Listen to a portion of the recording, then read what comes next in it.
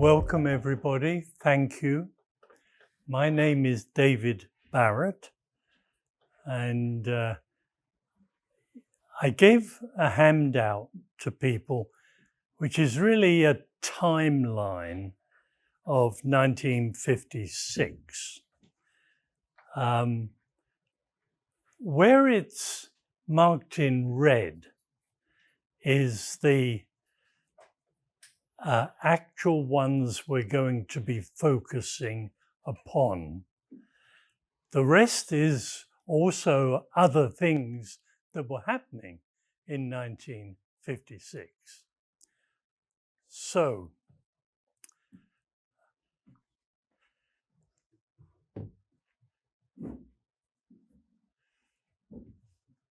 I live in Hingham.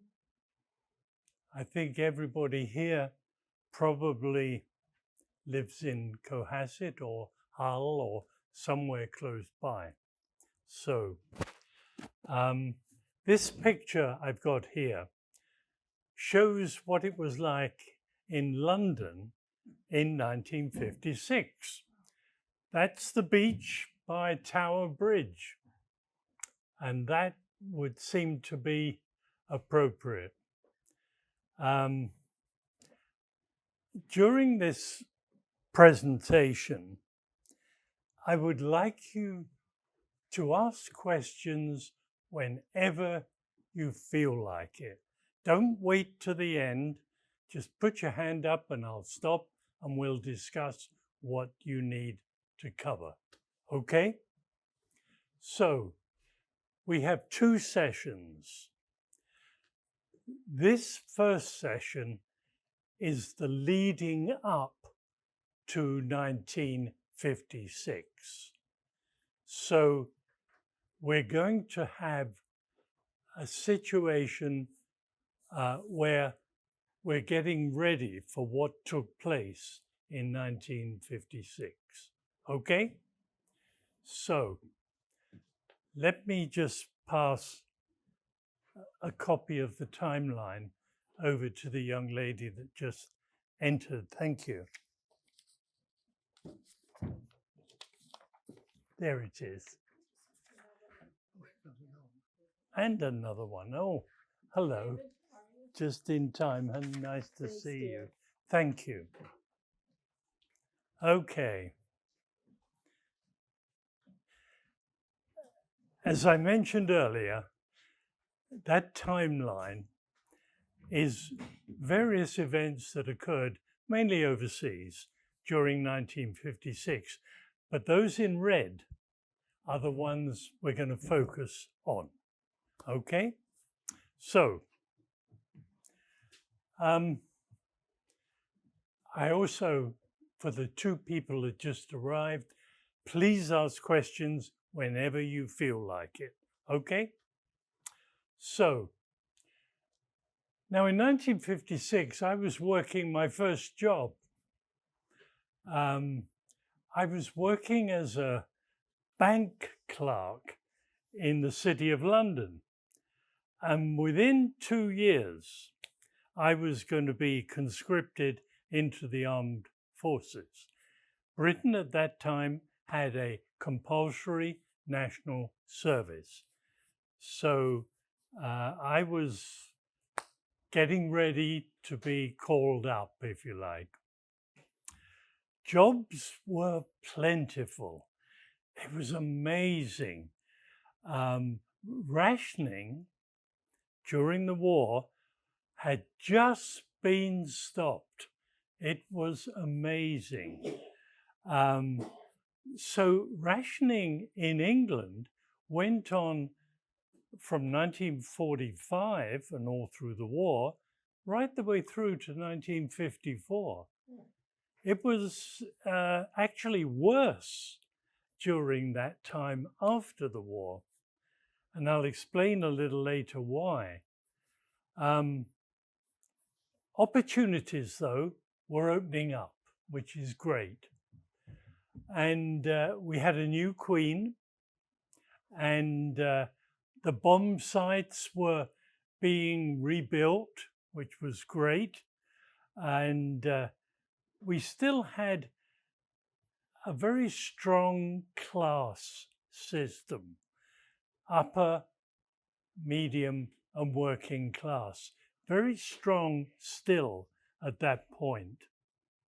Most politicians, for example, had known each other. Please come in. There we are. Don't worry. Most politicians had known each other from their schools. So, Britain still believed at this stage in empire. That, however, was vanishing. The general population trusted their leaders. How things change. I mean, it's amazing. But there was concern about various things that were happening, like nuclear disarmament.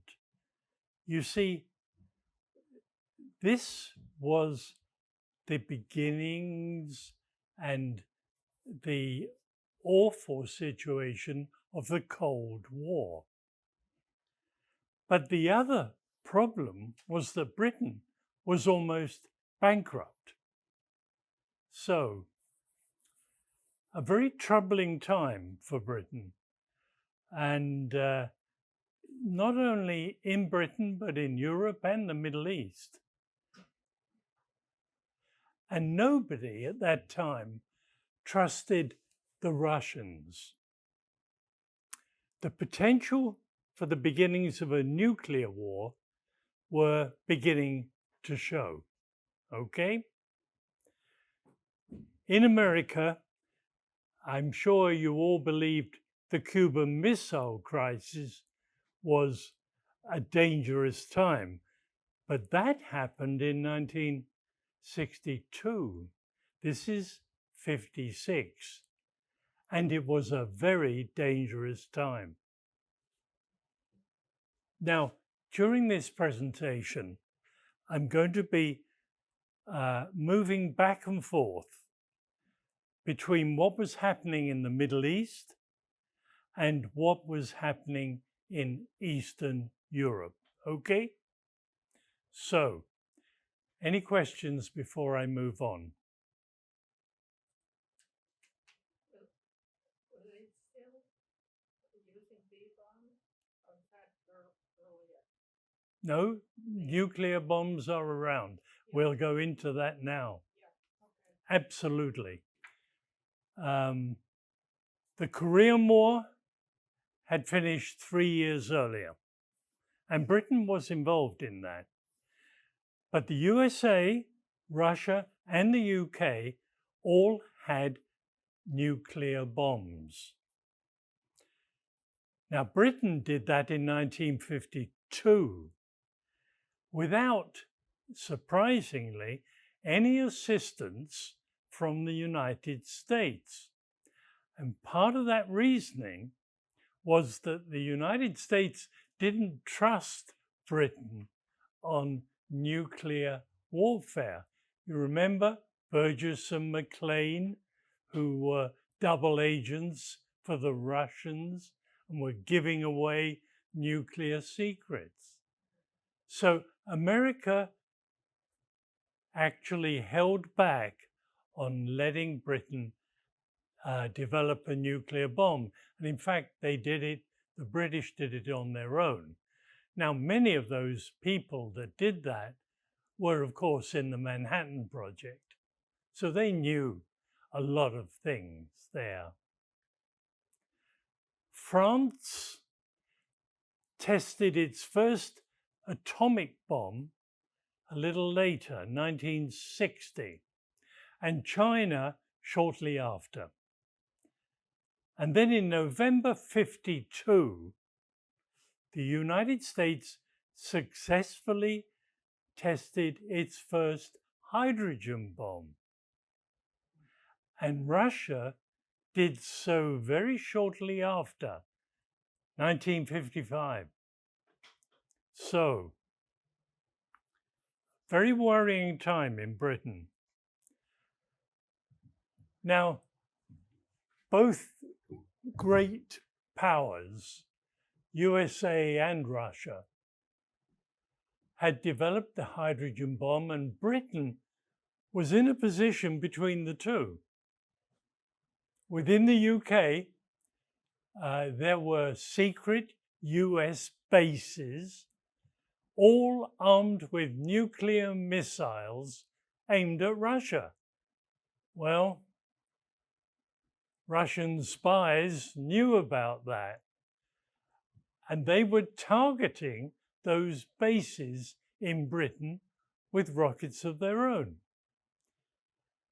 Now, it was estimated at that time that 10 hydrogen bombs would eliminate 1/3 of the UK.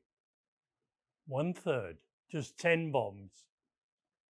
So, additionally, nuclear submarines were starting to be developed in both the USA and in Russia. So this is starting to be a dangerous time.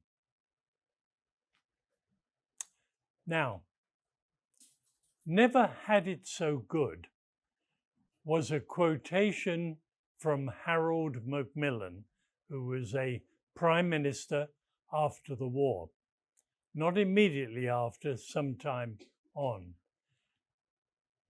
And certainly, Britain actually were completely unaware of all this threat that was taking place.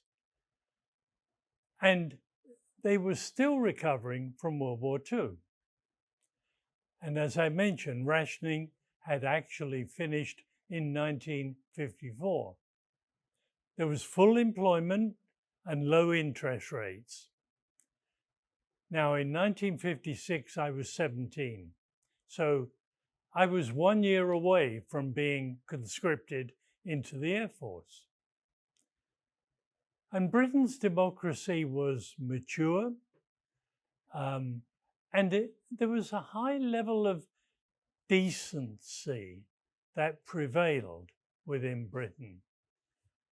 However, Britain's international power had diminished since the end of World War II, and the economy was in a very dangerous state.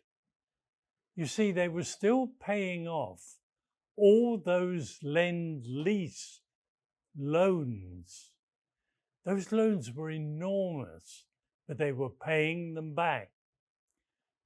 Just as an aside, the last payment on the lend-lease loans took place in 2006. They were still paying it back all the way through to 2006. And that last payment on the 31st of January 2006 was for $84 million.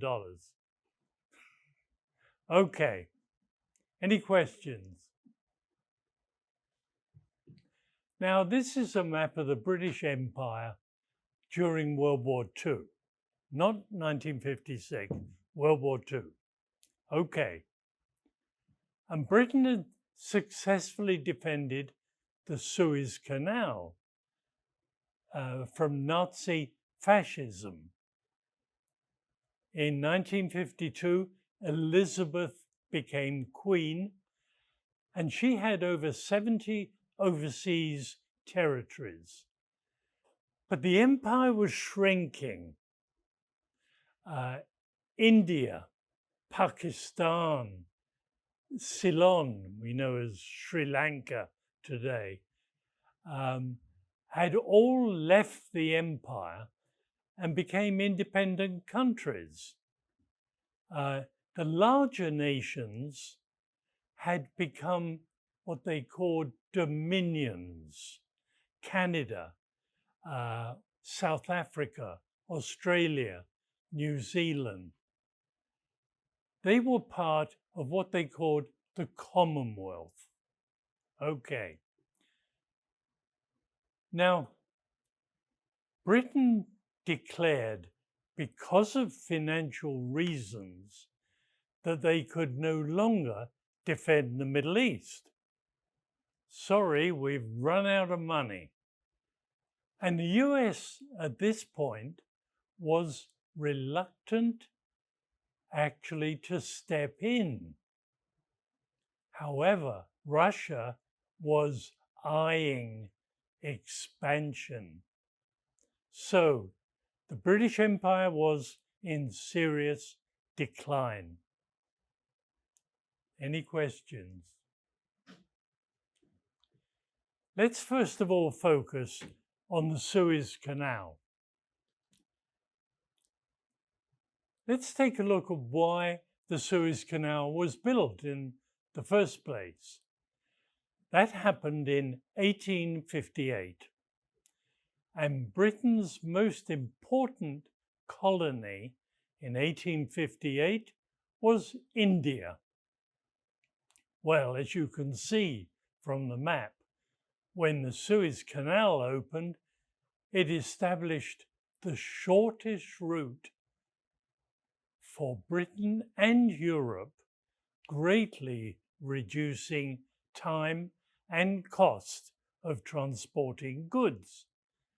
Then the discovery of oil in 1908, it became so important as a lifeline for both Britain and Europe.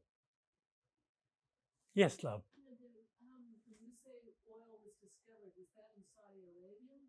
Not only Saudi Arabia, in Iran, also in Iraq, also in Dubai, also in Kuwait. That Prior to that, we didn't know that. 1908, the history of oil is fascinating. Okay, any other questions? Well, this map shows the British Empire in the late 50s.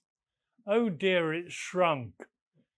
Britain had lost many of its colonies by this time, much of them by the costs of World War II. All that remained was West and East Africa, a little bit of Yemen. Let's see. Here we go. There's Yemen down there. And then you had Malaysia, Singapore, Borneo. Oh, there's a little dot over here, Hong Kong, British Guiana, and a few Caribbean islands. Oh, and one other, just down here. Can you see? The Falkland Islands. So, it was shrinking. Let's take a look at the Suez Canal and also the country of Hungary, both which figure prominently in this turbulent time. Well, there's a more close-up picture of the Suez Canal. As you can see, in the north, it goes from Port Said and it comes down here to Suez.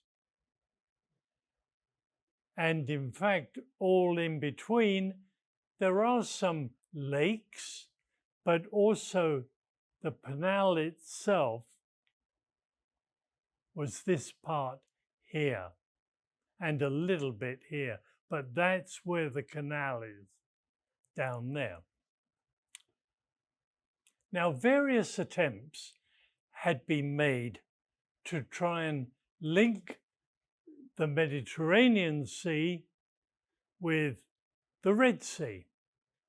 Over the years, people had tried, but nobody was successful until 1858, when a French engineer, Ferdinand de Lesseps, he obtained a concession from the Egyptian government to design and build that link. There he is, Ferdinand de Lesseps. He became a friend of Muhammad Said, who was the fourth son of the Pasha of Egypt. Egypt at that time was part of the empire of the Ottomans, okay? At this stage, Britain was not interested in doing anything for the canal because steam had just been invented and they were going to build a steam link between Cairo and Suez. So, Lesseps suggested to the Pasha that the fees for using the canal could be additional income for Egypt. Sounded good. Work began immediately, and construction took 10 years. The canal opened in 1869, and it was financed by the Rothschilds, the great banking family at the time. There was a great celebration at the opening on November the 17th, 1869, and various princes from Russia, Prussia, Holland, even the Emperor of the Austro-Hungarian Empire attended this opening. Well, the British, on seeing this, started to have second thoughts because, in fact, the majority of ships that went through the canal were British ships. So they started to look at it in a different way. They saw it as a strategic tool to control trade and give speedy access to the military. Any questions? Okay, there's the Ottoman Empire in 1875. And as I mentioned, Egypt was part of that. And it was ruled as a province.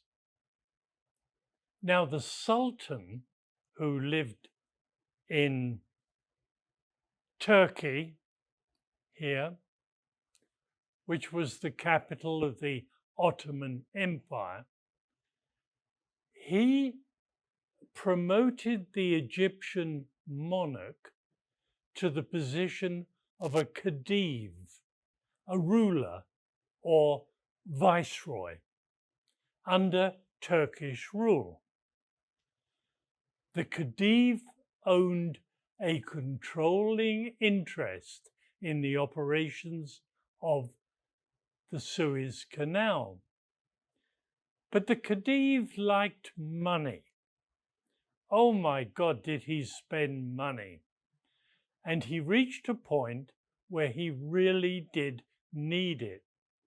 Well, Benjamin Disraeli, who was Prime Minister of Britain at that time, did a deal with him. And the khedive sold his controlling interest to Britain. And again, the Rothschilds financed that deal. So, the physical structure of the canal still belonged to Egypt, but the operation of the canal was under British control. In fact, in 1881, a mutiny took place in Egypt against the khedive under the leadership of a terrorist called Ahmed Urabi. And Britain sent gunboats in to help the Khedive, and they attacked the terrorists and drove them out.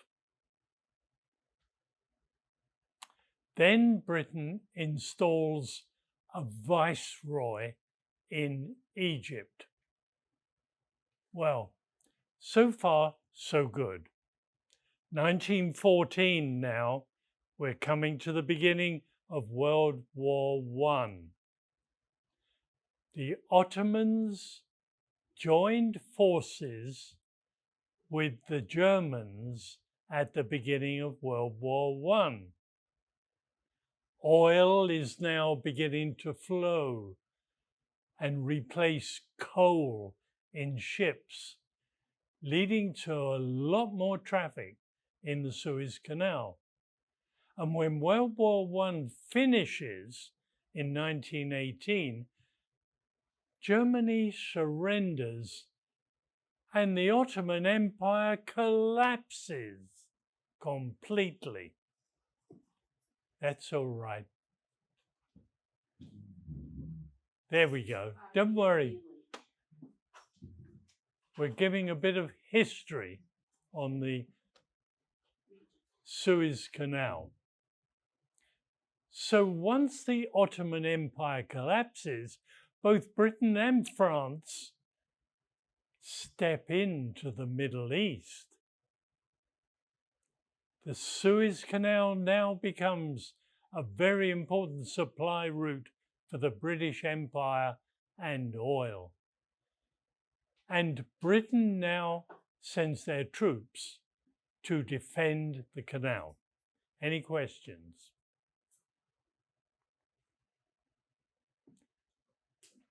Yes, sir. This is 1918.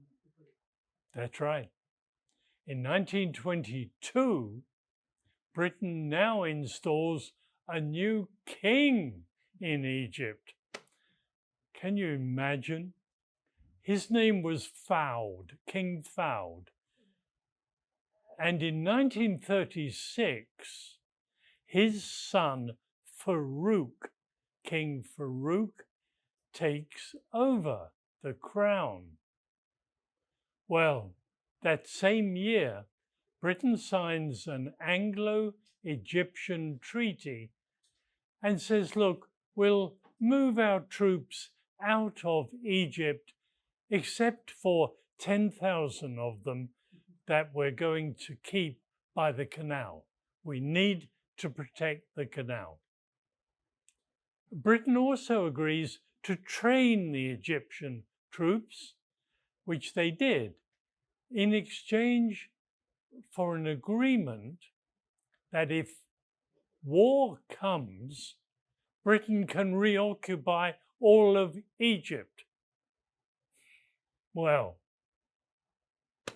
of course, war did come in 1939, and Britain immediately reoccupies Egypt and placed its Middle East headquarters in Cairo. Wonderful. Well, Suez was very critical during World War II, very critical. And battles rage in both Egypt and Libya by Britain with both Italy and Germany. There's a lot of fighting there. And the Americans become involved eventually in that fighting. But Britain and the USA are finally successful over the Nazis, and Germany surrenders in 1945. Okay, yes? Just curious, when does Lawrence of Arabia into all this mix? Do you know what year? World War I. That was before, where the train from Turkey was coming through. If you remember, he used to attack those trains, and he did a wonderful job, dressed as an Arab. What a man. Okay, that's for another lecture. I'd love to do that one. Okay. Wasn't US involved somehow? Oh, yes, in North Africa. Because Very my much. grandfather gave the government a boat, little boat, and it never came back. I don't know about Oh, how awful. Yeah, there were backwards and forwards across that border. This border here, constantly backwards and forwards. Britain initially drove the Italians out of Egypt back into Libya. Libya at that time, if you remember, was actually a province of Italy. So there were 50,000 Italian troops in Libya, 50,000. And poor old, oh, I'm sorry. Let's go back a bit.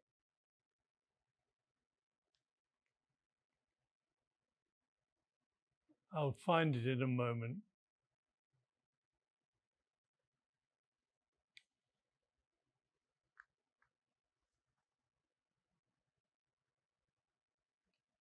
There we are.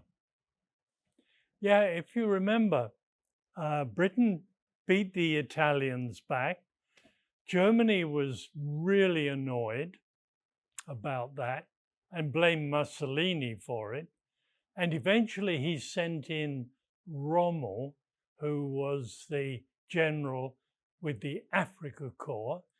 And he then pushed the British back out of Libya and was on his way to capture the Suez Canal.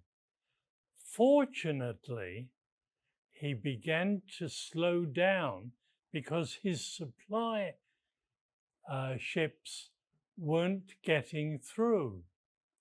So eventually, the British and then finally the Americans came and helped push Rommel right the way back, all the way through Libya. I was actually in Libya myself when I was in the Royal Air Force. And I made a trip from around here, Derna and Tobruk is around there. And Derna is right on the coast. And I made a trip from Tobruk through to Derna in a Land Rover. It's about probably 100 miles, no more. And at the side of the road, there were still remains of tanks and guns and all sorts of just rusting in the desert. It was absolutely amazing to see that. So, any other questions? Okay. Now, we've got to the point where Germany surrenders. In 1947, Britain is running into big money problems. So they start to withdraw from Egypt, except on the Canal Zone. They stay on the Canal Zone, but every other place that they were in Cairo and other parts, they move out. And because of the costs of World War II, Britain's pretty close to bankruptcy. And the austerity, as I've mentioned, was much worse in Britain than actually during the war. I mean, it was crazy. Lend-Lease had been suspended and was being paid back. So, Britain also takes on a more subordinate role in NATO. So, let's switch over now to Hungary and what happened here. Hungary had got a rich and complicated history.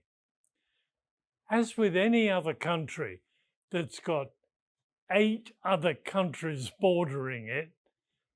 It is at a crossroads of cultural spheres.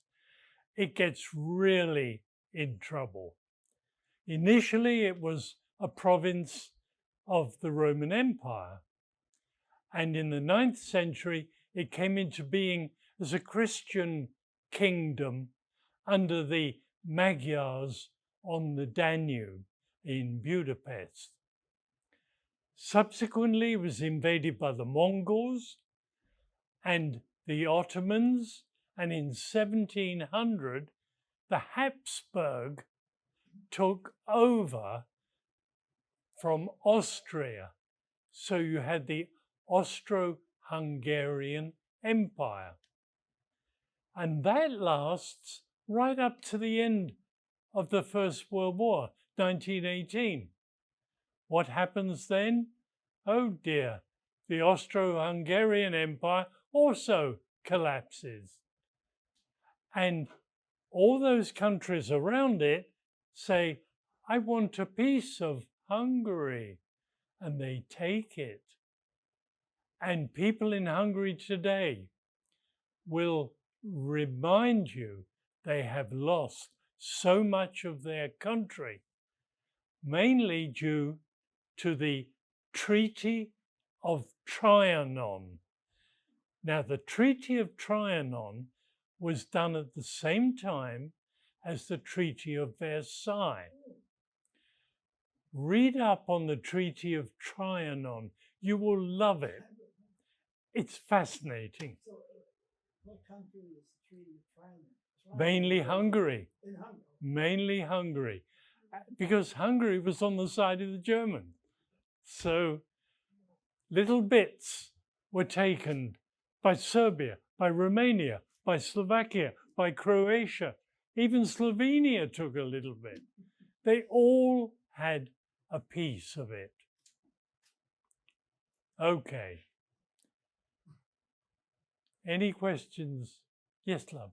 So in losing little pieces at a time to the other countries, was that due to land agreements to keep peace or multiple things? They were not in a strong position when the Treaty of Trianon was signed.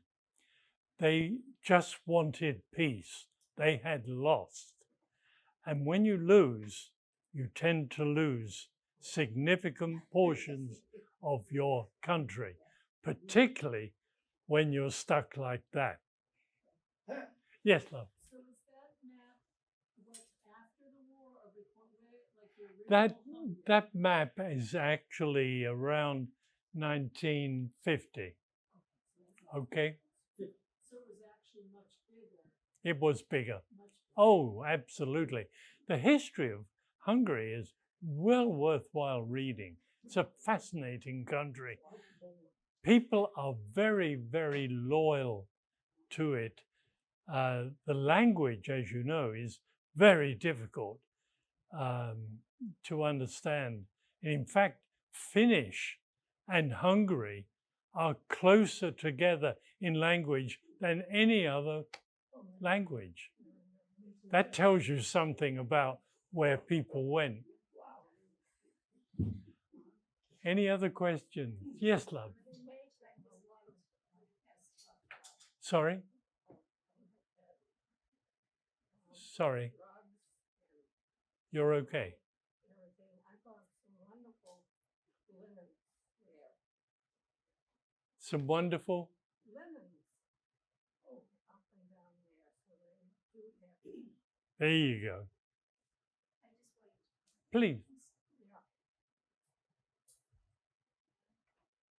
So when I visited Budapest, the people are very loyal and they love to be Hungarian, but the tour guide is very quick to admit that Hungary has always come down on the wrong side. They seem to be. They seem to be. You're exactly right. I mean, as we go forward, you'll see communist, fascist, communist, fascist, communist.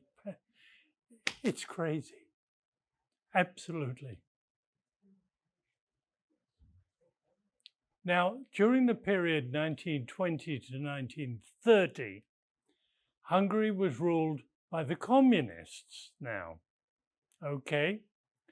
And then by the time 1938 comes around, it has trade links with Italy and Germany. So they start to be pushed into fascism.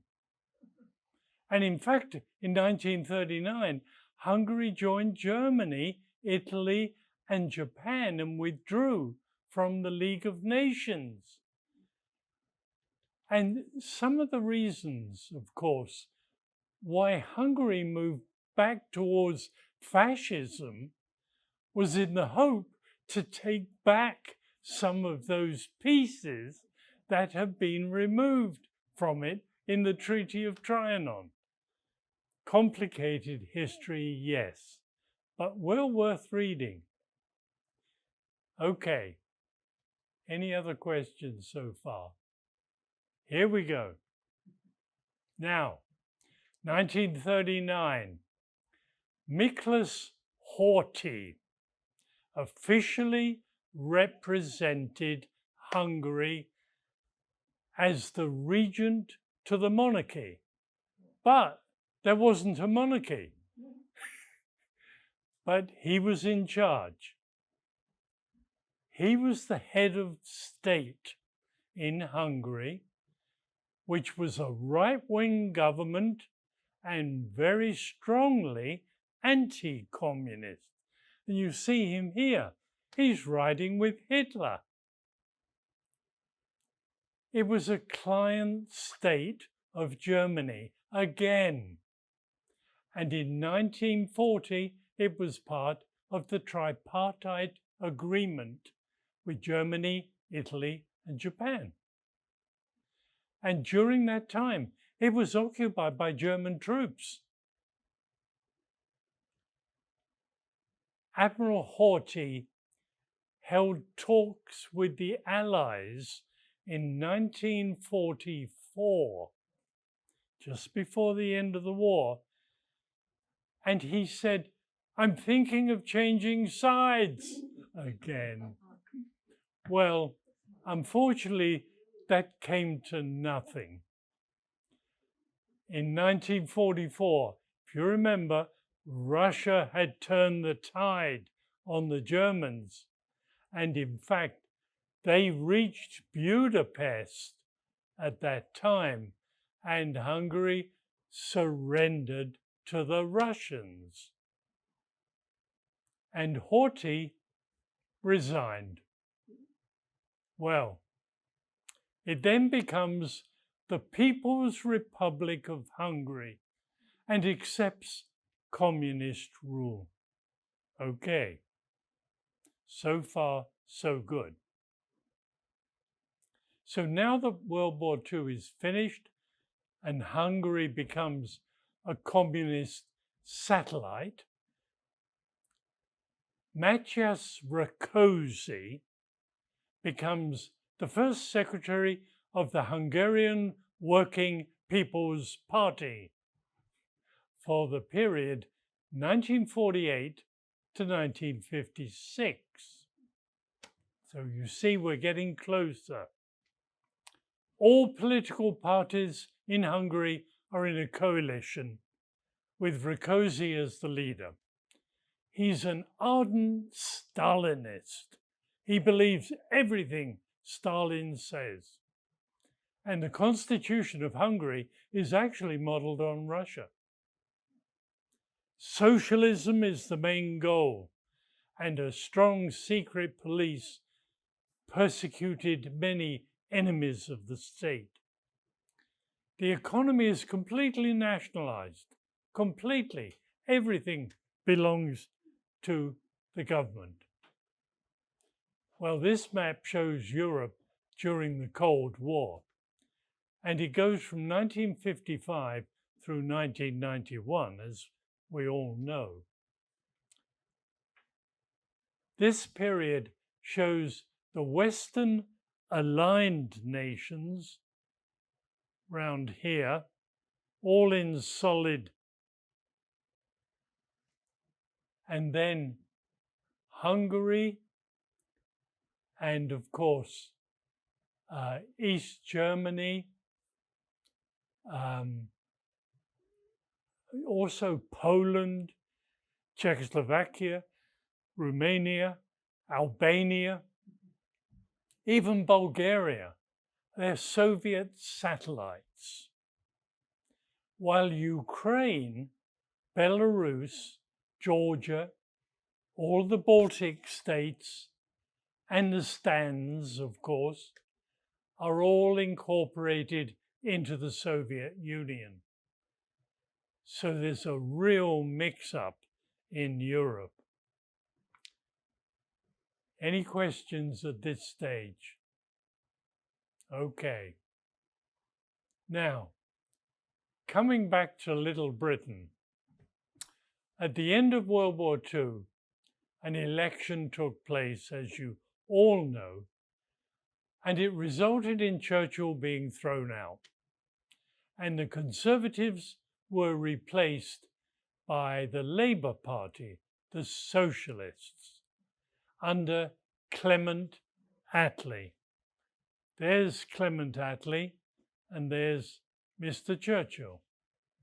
So, 1945 to 50 was a really tough time. So Attlee was trying to help in the recovery, but it was an uphill battle. And a new election was called in 1950 in February. And that resulted in Britain in what was called a hung parliament. Now, I'm sure you know, a hung parliament means nobody has won. It's a stalemate. So the rules in England is to have another election within 12 months, which they did. And that time in 1951, Churchill wins and comes back to lead the Conservatives. Now, it was a very small majority, about 26 seats, and he took over the running of the government. Well, with the Conservatives in power, Churchill is 77 years old. Anthony Eden is made Secretary of State for Foreign Affairs. And Eden is very keen to serve, but he's in poor health. I'll explain a little later. The same year, 1951, Iran nationalizes the Anglo-Iranian oil cartel. Wow, who did that? Well, the gentleman was called Mohammad Mossadegh. I'm sure you all remember that name. Well, both Britain and the USA stopped buying oil from Iran, and they start getting their oil from Saudi, Kuwait, Dubai, etc. But it's a time of an oil shortages all over the West. Well, in 1953, the CIA and the British Secret Service topple Mossadegh in Iran, throw him out, and in his place they put in the Shah of Iran, Reza Pahlavi. It's a total coup d'etat. Beautifully done, but talk about interference. Any questions? Around the same time, in the 1950s, early, there is growing pressure from Egypt for Britain to really get out of the canal zone itself. And riots take place in Cairo and in Suez.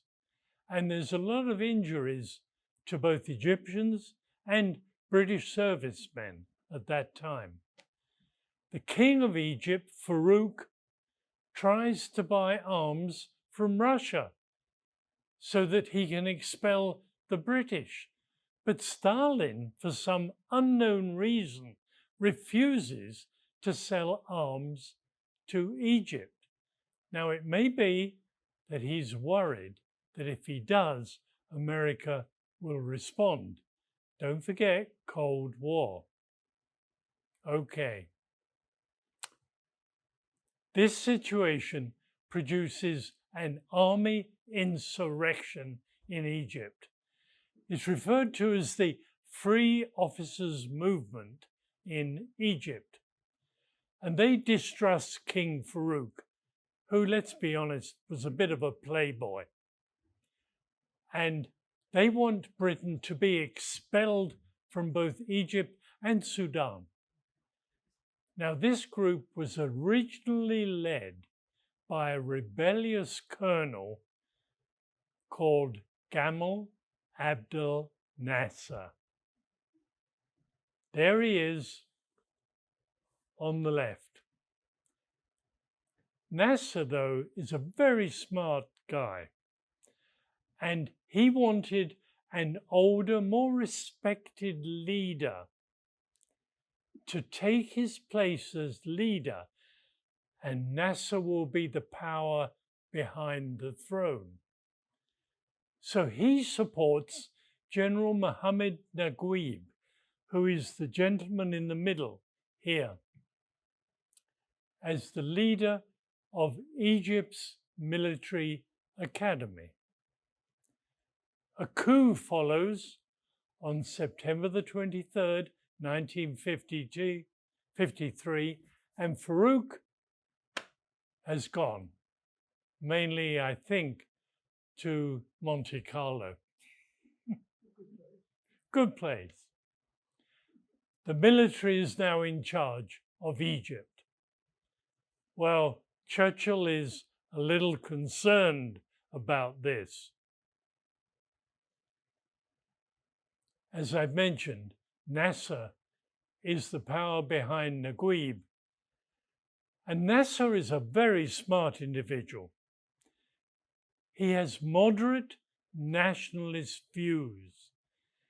He wants to lift Egypt out of poverty, quite rightly so. And he wants to industrialize Egypt. Let's be honest, Egypt has been industrialized before, all the way back to the pharaohs. He also wants a close relationship with the United States, and he wants to get help from the United States in freeing it from Britain. Above all, he wants Egypt to be non-aligned. He doesn't want it to be east or west. He wants to be in charge. Washington, however, demanded that Egypt be anti-Soviet. Don't forget, this is the Cold War. So, the US, therefore, attempts to isolate Egypt. And they do this by setting up some competitive regional alliances, first with Iraq and then with Saudi. Nasser gets annoyed at this, and he retaliates by targeting pro-Western rulers like Algeria in the region and forming an alternative bloc. And this is what starts strife among the Arab states. And it unleashes a chain of crisis that radically alters the Middle East. We see it even today. That strife between the Arab countries certainly has local roots and, of course, religious roots. But the US fanned the flames of this. The consequences were devastating to the Middle East, economically, institutionally, and militarily, fatally fracturing Arab politics. Now in 1952, there's a new American president, Dwight D. Eisenhower. Well, as you all know, Eisenhower was a military commander during World War II and a very successful one. And he became quite friendly during that time with Churchill. However, in 1953, the USA was again considering supplying arms to Egypt's government. And of course, that upset the British. Anthony Eden was very worried that Naguib would try to take control of the Suez Canal. Well, around the same time, in March 1953, Joe Stalin dies. And who takes his place? Nikita Khrushchev. He becomes the first secretary of the Russian Communist Party.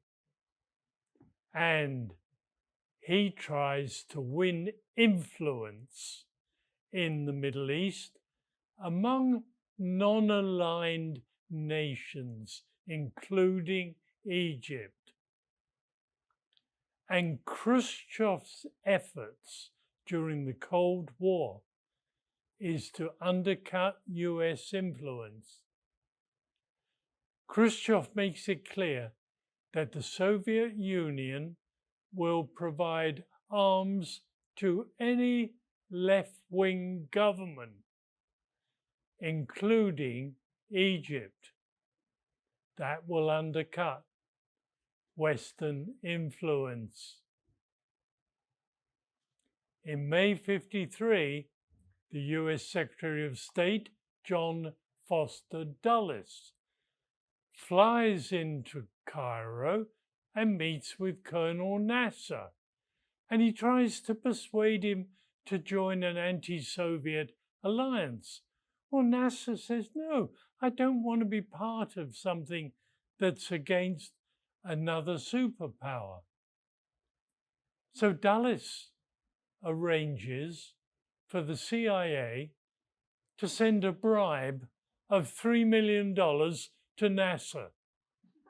Well, Nasser says, thank you, and I'm still not going to be anti-Soviet. So, Nasser wants Egypt to remain independent. In effect, Nasser takes the role of a spoiler between the USA and Russia and have the superpowers compete with each other to buy his friendship. Any questions? A year later, 1954, a little power struggle takes place, and it results in Naguib being eased out and retires, and Nasser becomes Egypt's prime minister.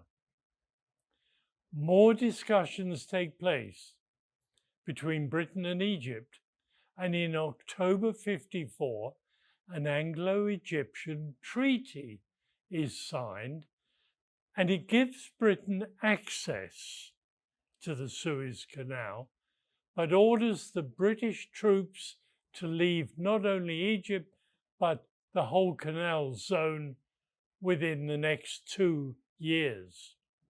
However, in the event of a threatened attack against Egypt, Britain can return to the canal zone. Oh dear, these politicians. Okay. In an attempt to shore up its influence in the Middle East, Britain forms something called the Baghdad Pact Alliance in 1955. And that includes Iran, don't forget the Shahs there, Iraq, Pakistan, and Turkey. But of course, specifically excludes Egypt. Well, that upsets NASA. Britain actually would like Nouri al-Said, who's in charge of Iraq, as the primary Arab leader. And that really upsets NASA. At the same time, Israel raids the Gaza Strip and pushes Egypt out of the Gaza Strip. Well, that causes considerable damage to the Egyptian army. And both of these events mark the beginning of the end of NASA's good relations with both Britain and America. Now, in April 55, Churchill steps down. He's 81 years old, time to go. And Anthony Eden takes over as Prime Minister. It's not a good time for a change in leadership. And even though Eden has a very strong following in foreign affairs, his weakness is in economics and domestic affairs. He has no idea of what's going on economically. And Britain is now approaching an economic crisis. The exchange rate is putting pressure on the pound sterling, and the trade figures are disastrous. So Eden brings in Harold Macmillan, and he makes Harold Macmillan the Foreign Secretary, and Rab Butler is in charge of the Treasury. Now, they both understand economics, which is good. But the gold and dollar reserves in Britain are falling to dangerous levels, and Eden's leadership is being really questioned. Now, the next month, June 55, talks begin in Europe for a common market. Well, that involves the countries of France, Germany, Italy, Holland, Belgium, Luxembourg, and Britain decides not to be involved. Big problem.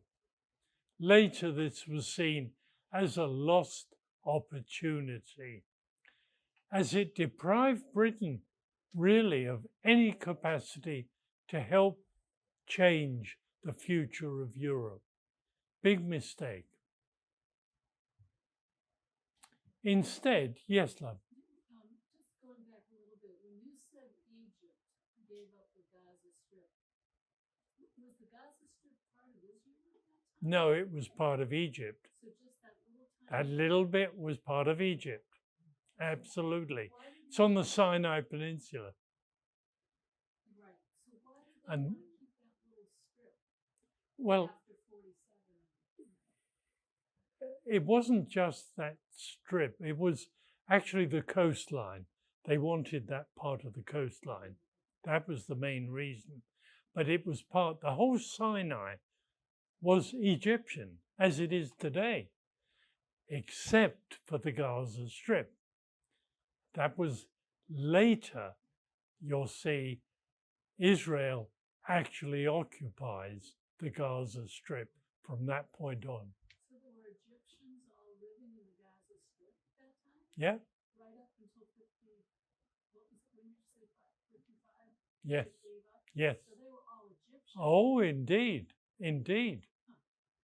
Don't forget, at the bottom of the Gaza Strip is the Egyptian-Gaza border. So all the Egyptians left Gaza eventually? No, some stayed. Yes, sir. Was I thought Gaza would be part of that area. Part of Gaza Strip. It's part of Sinai, yeah. So it wasn't part of what we call the UN Charter, which established Israel. So No, no, really? no. So never It was part of part of- Egypt. Oh, really? Okay. Part of I Egypt. thought that, Oh, no, that It- the Egypt was their own. it was part of Egypt. 48. Yeah. I mean, the people who lived there considered themselves Palestinians, But they were, but they were Egyptian, basically. Crazy, eh? yeah, never knew that. What a mess. Anyway, Eden decides to meet again with NASA. I know they're smiling in this picture. That is totally wrong. It was a complete failure. That was a really bad meeting. In fact, Eden came back and said, "This is the new Hitler." I mean, God, 70% of Europe's oil comes through the canal. And Eden said, NASA has his thumb on our windpipe, right? Because he thinks NASA can stop the oil coming through. So, and Britain's oil reserves at this time are 6 weeks. That's it. So, unfortunately, again, poor Eden is suffering from ill health. And that ill health was caused by a rather botched gallbladder operation he had in 1953. It just went wrong. And he was constantly in painful episodes of a gallbladder botched. So,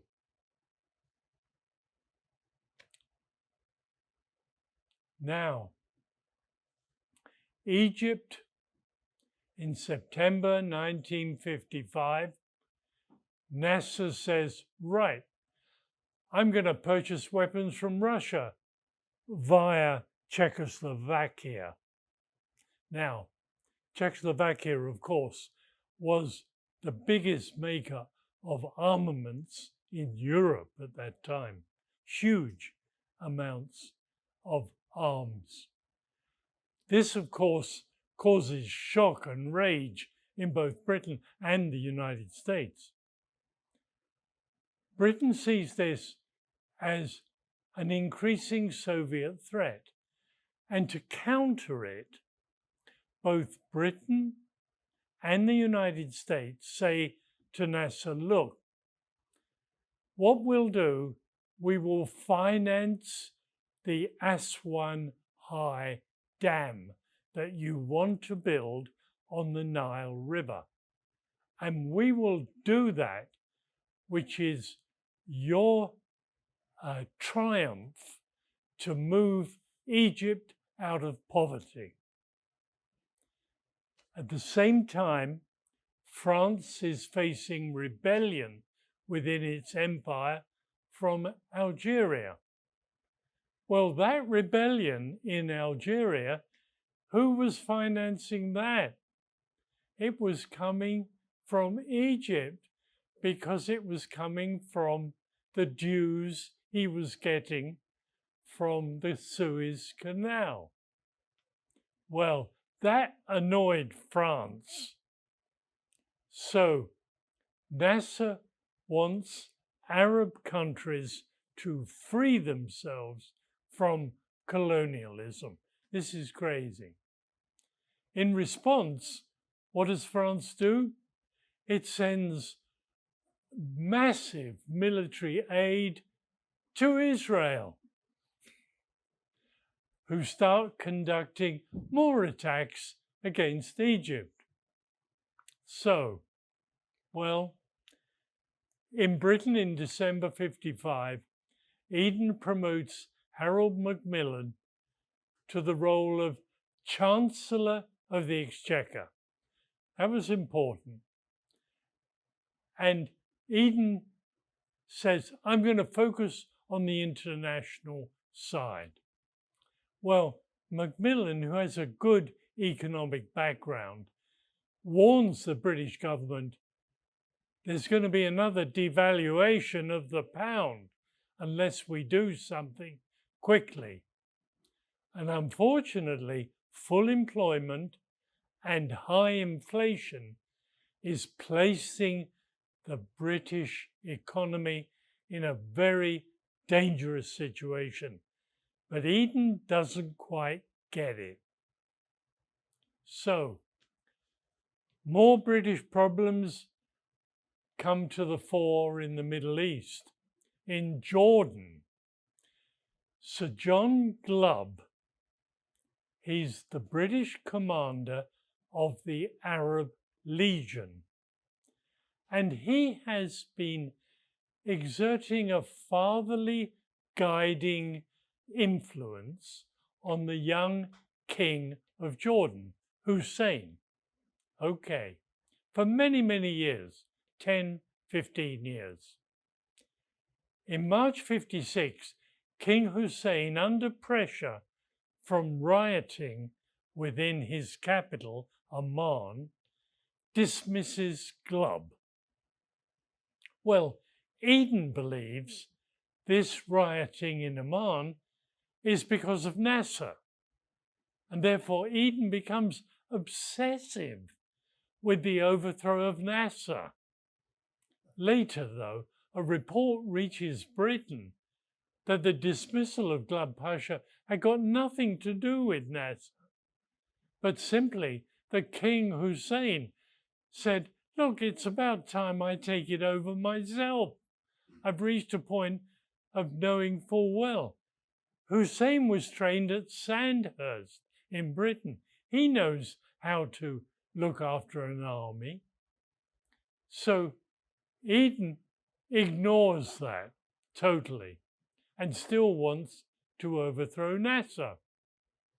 Well, more unrest is taking place between Israel and Egypt. And this map shows the Straits of Tiran. Just here, the Straits of Tiran coming into the Red Sea. Israel up here off the map in Elliot comes through the Gulf of Aqaba and comes out here into the Red Sea. Well, what's happening is that Israeli shipping is being threatened by the rearming of Egypt along here. Okay? And those guns are pointing at the Israeli ships. So they're also limiting the number of Israeli ships that can come through there. And that gives Israel justification, they think, for military action. Well, back in Hungary, 1950, things were changing with the leadership. When Stalin died in 1953, Khrushchev came to power, Rakoczy was dismissed and replaced with a gentleman called Imre Nagy. He was reasonably popular, but then in 1956, Khrushchev made a speech that denounced Stalin. Well, once again, he sacked Rakoczy, who was a Stalinist. This time, he brings in a real hardliner, Onogero, who is extremely unpopular with the Hungarian peoples.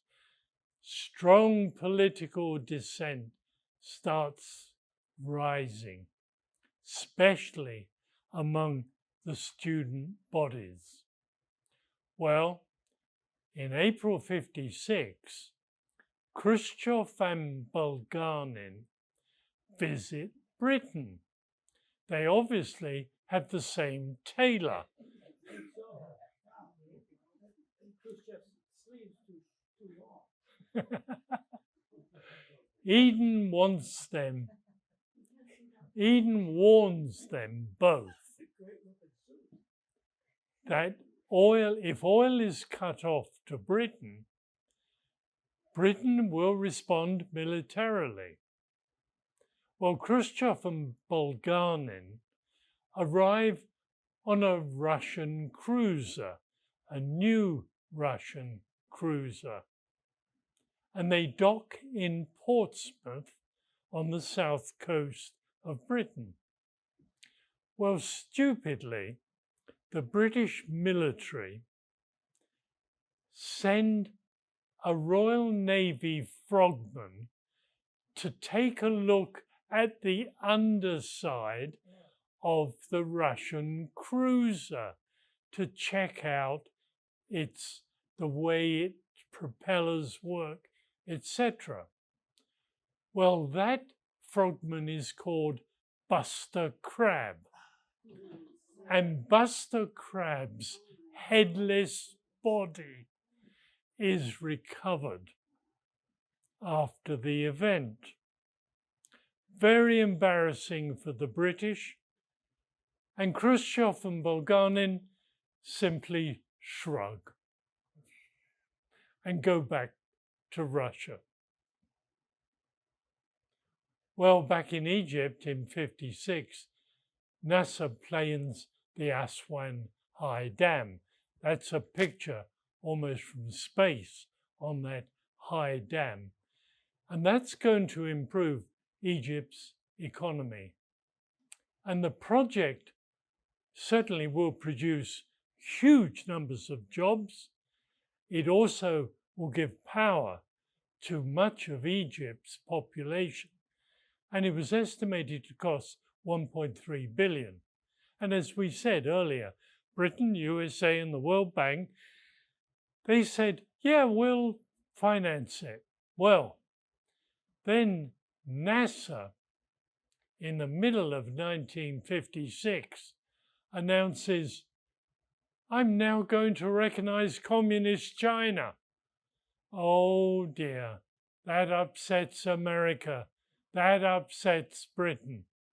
And they decide to pull out of the financing. Oh, God. But the Soviets immediately say, we'll come in and finance it. They don't, of course. And that caused consternation among the Western allies. What a mess. Well, in June 56, NASA is made the president of Egypt. And the behavior of Britain and the USA really upsets NASA. And on July the 26th, 1956, he nationalizes the Suez Canal. Well, when you nationalize something, you own it. He offers reasonably to buy out the stockholders, Britain, at a fair market value. And then he'll use the tolls from the canal to pay for the Aswan Dam. He also closes the canal to the Israeli ships, and also he closes the Straits of Tiran to Israeli ships. Oh, this is getting dangerous. And it's unacceptable to the British and most of Europe also, since most of the oil from the Middle East is coming through the canal, and they are thinking, oh my God, he can stop us any time. Because the alternative is carrying the oil around the Cape of Africa. That's where we finish today, right on the edge